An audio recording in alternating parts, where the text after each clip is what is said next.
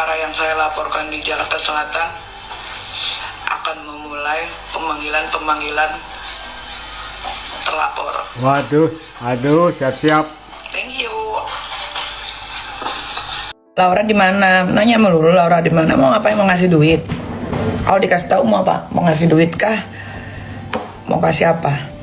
Ada dua informasi penting guys. Jadi pihak-pihak yang sudah dilaporkan oleh Nikita Mirzani mulai minggu depan akan ada pemanggilan. Kalian sudah tahu kan siapa-siapa saja yang sudah dilaporkan oleh Nikita Mirzani, karena mereka akan berurusan dengan hukum. Yang kedua, kemarin Nikita Mirzani sudah bertemu dengan putrinya. Tapi untuk sementara waktu mereka tidak tinggal serumah. Dan kalian tahu kenapa? Loli itu tinggal di tempat yang masih dirahasiakan, biar tidak diketahui oleh orang. Jadi si Laura ini benar-benar dilindungi oleh Nikita Mirzani. Perlindungan yang maksimal untuk putrinya, luar biasa. Kalau bisa dikatakan sampai titik darah penghabisan ya. Nikita lakukan berbagai macam cara untuk menyelamatkan anaknya. Ada komentar, Laura itu panas sama ibunya, lebih baik tinggal berasingan. Keduanya terluka karena sendiri. Di sini ada pendapat, kenapa si Laura tidak tinggal di rumah ibunya? Karena mereka sama-sama panas, pasti nanti sering berantem. Ada alasannya guys, kenapa Loli belum tinggal di rumahnya. Semua itu ada alasannya. Nikita ini pintar guys, nggak sembarangan orangnya. Kok nggak bisa satu rumah, kan udah saling memaafkan. Jadi katanya kalau sudah saling memaafkan, tinggalnya harus satu rumah. Tidak juga. Semua orang kan mempunyai pilihan. Mungkin saja Laura pengen menenangkan diri, atau yang kedua, Nikita Mirzani itu melindungi anaknya, tidak terlalu terekspos oleh publik. Jadi untuk sementara waktu, si Laura ini tinggal di rumah aman yang sudah dipersiapkan oleh ibunya.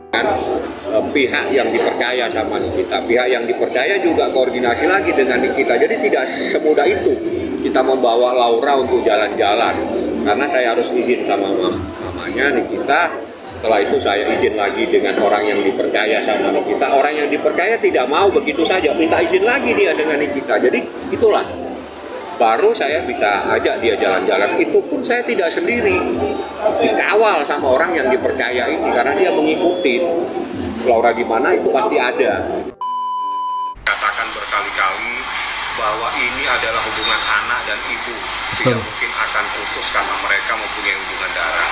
Sekali lagi saya katakan bahwa apa yang dilakukan oleh Nikita Mirzani itu dalam rangka mencari, dalam rangka memberikan perlindungan, dalam rangka mencarikan keadilan terhadap anaknya yang mendapatkan sebuah kejadian yang menurut aturan hukum, peristiwa itu adalah peristiwa yang diduga adalah peristiwa pidana gitu. Kalau Laura dan Nikita, mereka sudah bertemu kemarin, mereka sudah makan sama-sama, bahkan itu dengan adik-adiknya Laura, ada juga pamannya Laura ya, dan ada beberapa orang yang tidak perlu saya sampaikan namanya, yang jelas ada Nikita, ada Mahil, ada beberapa orang termasuk anak-anak Niki, termasuk ada pamannya Laura di satu tempat di mana dalam acara makan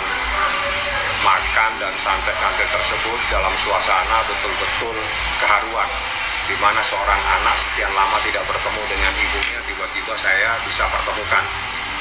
Jadi itulah yang bisa saya petik, bahwa bagaimanapun juga anak dan ibu dan anak, itulah yang terjadi, dia pasti akan berkumpul dan bertemu kembali seperti itu.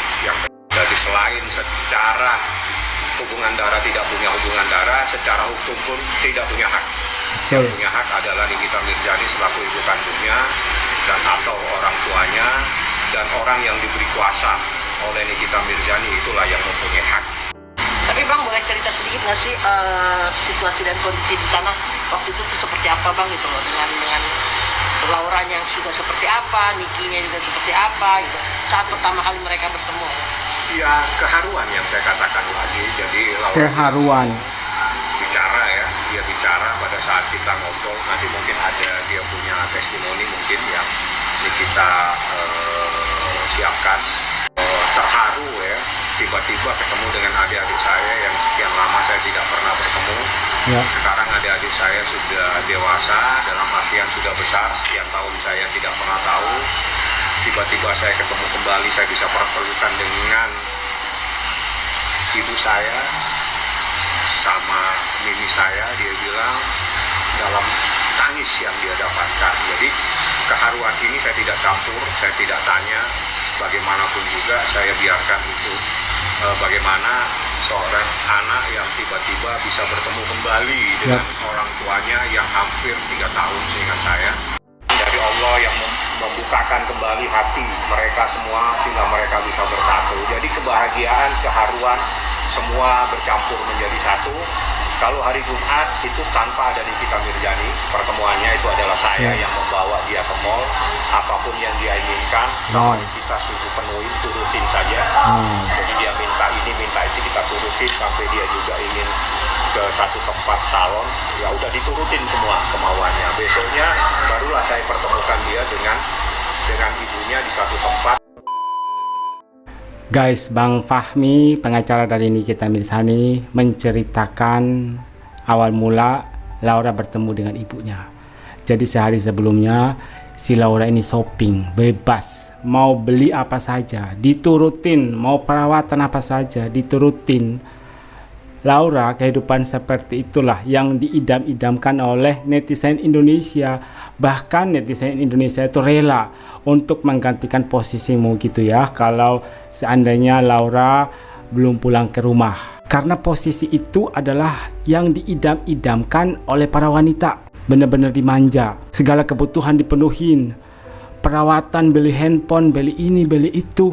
Tinggal milih, udah nggak mikir harga, udah nggak lihat harga. Laura udah tinggal duduk manis. Ibumu yang mencukupkan kebutuhanmu. Dan kemarin mereka sudah bertemu. Itu kabar yang sangat-sangat melegakan hati bagi kita netizen ya, yang selama ini selalu berharap agar mereka bisa berdamai. Karena bagaimanapun tidak ada yang namanya mantan ibu atau mantan anak.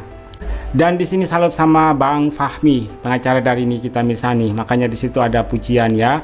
Ini baru pengacara mampu menjembatani hubungan anak dan ibu, bicara seperlunya, menguasai kecerdasan spiritual dan emosionalitas dan intelektualitas.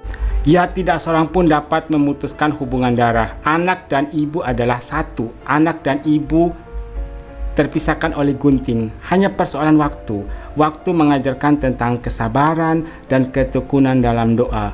Waktu pula yang menjawab dan indah pada waktunya. Guna-guna Laura udah hilang, sekarang gak berani lagi sama ibunya. Jadi diduga si Laura ini lagi dipelet, makanya memberontak kepada ibunya. Karena guna-gunanya itu sudah hilang, sekarang si Laura nurut banget sama ibunya. Akhirnya terjawab di sini di kolom komentar, seperti yang saya katakan tadi. Nikita itu nggak bodoh.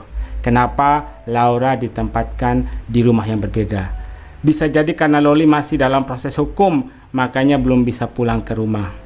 Iya, Laura udah jadi TSK. Kalau nggak nurut sama Aminya, bisa-bisa si Laura ini dipenjerong. Perjuangan Nikmir buat bebasin Laura luar biasa banget, sampai titik darah penghabisan. Guys, ini ada updatean dari salah satu pemilik akun Lambe Turakawi.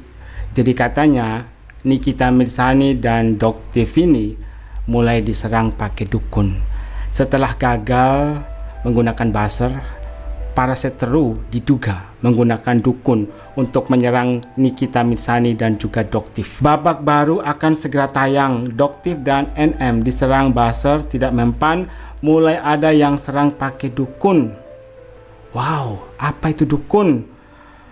Gila ya, kira-kira siapa oknum tersebut yang menggunakan dukun? Feelingku ternyata benar, ada yang sudah menduga sebelumnya. Entah siapa, karena kita tidak tahu siapa yang main dukun gitu ya kepada Nikita Mirzani. Ada yang sudah feeling.